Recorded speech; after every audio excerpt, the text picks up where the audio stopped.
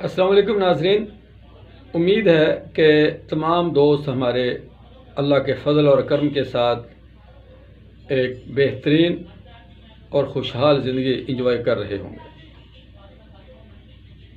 مشہور شاعر استاد غالب نے کہا تھا، تنگ دستی بھی ہو اگر غالب، تندرستی ہزار نعمت ہے۔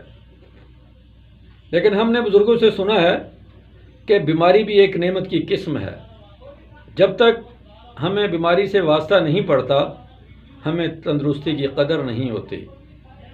تو اس لیے ہمارے ایک بزرگ کہا کرتے ہیں کہ جب بیماری آ جائے تو اللہ تعالیٰ سے دعا کرنی چاہیے کہ اللہ میاں اپنی چھوٹی نعمت لے کر ہمیں اپنی بڑی نعمت لوٹا دے، یعنی بیماری لے کے تندرستی ہمیں لوٹا دے۔ دوستو، انسانی جسم کی تندرستی جو ہے اس کا بہت بڑا بلکہ سب سے زیادہ انحصار دار و مدار وہ دل پر ہوتا ہے، کیونکہ دل انسان کے جسم کا وہ عضو ہے جو پیدائش سے لے کر تا دم آخر مسلسل حرکت میں رہتا ہے، مسلسل کام کرتا رہتا ہے۔ تو اس لیے دل کی حفاظت کرنا وہ بہت زیادہ ضروری ہے۔ آج ہم دل کے حوالے سے بات کریں گے، لیکن بات کریں گے ہم صرف ایک نبات پہ، ایک مفرد جز پہ، اور وہ ہے ارجن۔ ارجن ایک گنجان جو پودا ہے جو بہت زیادہ وسیع و عریض پھیلاؤ پہ محیط ہوتا ہے، اور یہ ہمارے برصغیر پاک و ہند میں بکثرت پایا جاتا ہے۔ اس میں اللہ تعالیٰ نے قدرتی طور پر کیلشیم، میگنیشیم، وٹامن ڈی اور اس طرح کے دوسرے تمام اجزاء، تمام ایسے عناصر جو ہمارے جسم کی بنیادی ضرورت ہیں، وہ اس میں وافر مقدار میں پائے جاتے ہیں۔ اور یہ بات ہمارے تجربے میں بارہا آ چکی ہے کہ ایسے مریض جن کو سانس چڑھتا ہو، خون میں گاڑھا پن آ جانے کی وجہ سے سانس پھولتا ہو، چھاتی میں دباؤ آتا ہو، ان کو ہم نے ارجن کا استعمال کروایا، الحمدللہ دنوں میں ان کو افاقہ ہوا اور انہوں نے ایک خوشحال زندگی، ایک تندرست زندگی کا پھر سے آغاز کر دیا۔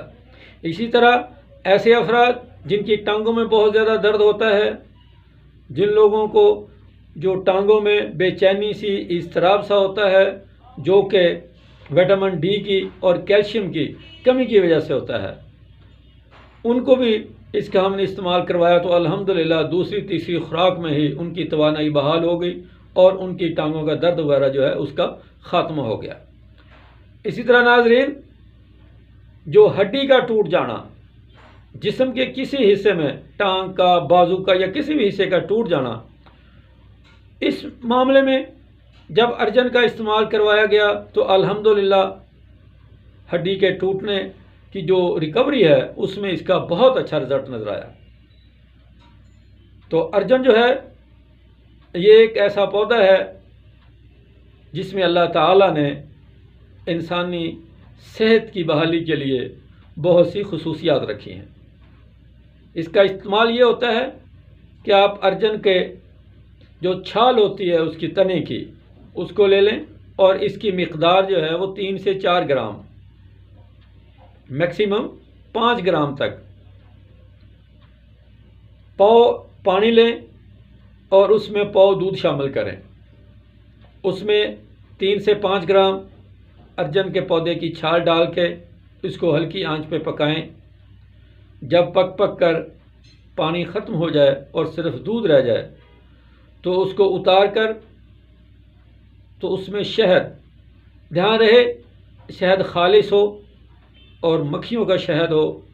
آج کل یہ جو بازار میں بکنے والا شہد ہے یہ والا نہ ہو۔